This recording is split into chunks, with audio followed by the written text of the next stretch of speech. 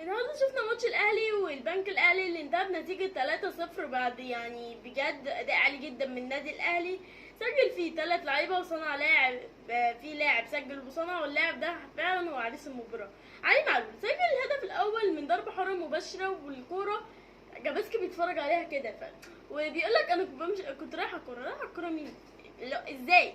بجد جون رائع جدا بتاع علي معلول. وصنع الهدف الثاني في الدقيقه 33 اللي كان سجله احمد عبد القادر من على مشارف منطقه الجزاء. هو يا دوب بس رفع عينه كده لقى زاويه فاضيه في الجول، راح شاط. حاجه قمه الروعه. بعد كده بقى نروح لكهربا اللي سجل في بلس 90 والوقت المحبب لجماهير النادي الاهلي.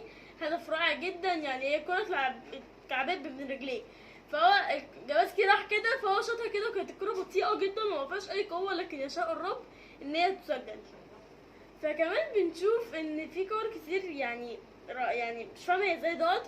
وبنشوف ان كريستو اللاعب المنتخب تقريبا التونسي شارك في مباراة. كريستو بجد لاعب كويس جدا يا جماعة، ولاعب يفوق يعني احسن من قندوسي، احسن من محمد شريف، احسن من كهربا. لاعب كويس جدا وسنه صغير جدا وحاجه رائعه، لكن ياخد الفرصه. هتقولي ليه ما لعبش كل المده دي؟ عشان كان بيشارك مع منتخب بلاده في اللي هم الاولمبي تقريبا، عشان هو سنه صغير. فكريستو ده لاعب يعني رائع جدا. وشوف قندوسي بيشارك وبيصنع هدف. كهربا وعلي معلول طبعا عريس المباراه، ده ما يحتاجش كلام. بيرسي تاو ومحمد هاني كانوا عاملين جبهه اكتر من رائعه. وبنشوف كمان غياب حسين الشحات للراحه. يعني انا شايفه ان الاهلي خلاص هو اللي بيبقى له 3 ماتشات. بعد 3 ماتشات هتلاقيه بيريح لعيبه كتير جدا عشان يعني يخليهم يبقوا يعني في اتم الراحه عشان يشاركوا في الكاس وفي الدوري الموسم الجاي باذن الله. لكن عندي سؤال بالنسبه لرابطه الدوري المحترف، احنا امتى هننتصر مع بقيه الدوريات؟ يعني احنا هنوقف بقى للسنه الجايه عشان نبقى معاهم؟ يعني ليه هنفضل نأجل ماتشات كتير؟ يعني انا مش فاهماهم بصراحه. ليه نأجل؟ يعني يبقى في فرق ما بين مثلا اي نادي بيشارك في افريقيا، ما تقوليش بتتكلمي على الاهلي، لا. ليه نأجل له مثلا 6-7 ماتشات؟ الزمالك كان بيحصل كده، والاهلي كان بيحصل كده، وبيراميدز وفيوتشر. ليه؟ بنشوف بره النادي بيلعب في الشام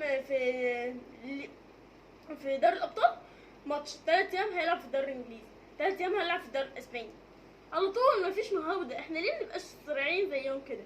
ليه مش كل يوم بنشوف 3-4 ماتشات؟ يا دوبك بنتفرج على ماتشين والفرق ما بينهم ساعتين وبنقعد بقى كده، والماتشين اصلا ادائهم سيء. ليه منبقاش زي بره؟ ليه منتفرجش ونتعلم؟ طبعا شفنا كابتن مصر بينطلق للمره التانية، وده يعني بيخلي يعني طبعا يكتشفوا لعيبه كتير جدا كويسه، وانا مع فكره البرنامج ده. وطبعا ما ينساش نعلق على مباراة الاسماعيلي واسوان اللي انتهى بنتيجة 1-1، وبيأجلوا يعني كل جولة هيأجلوا لقاء الحسم من سيهبط مع حرس الحدود منهم الناديان. طبعا بنشوف ان الاسماعيلي كان ضاغط طول الشوط التاني لكن متوفقش.